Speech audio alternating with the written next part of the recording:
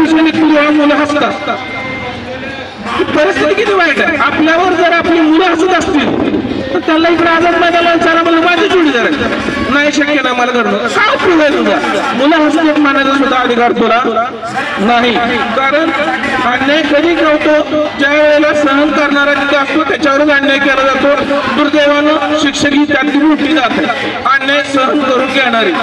आपण आपल्या बरोबर प्रामाणिकपणा करत आलेलो. फक्त मोठ्या गोष्टी करायच्या.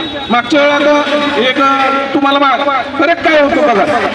गेल्या वेळेला ज्या वेळेला 40% झालं माझा पेंडल वेगळा होता. दुर्दैवानं 2 विद्यार्थ्यांसाठी मी अघोषित मध्ये गेलेलो. तर मी त्या पेंडल मध्ये होतो. ज्या दिवशी निर्णय लागणार होता त्या दिवशी आमचे काही पदाधिकारी आत गेले. त्यामुळे पाटील सरांचं थोडं सुरू झालं.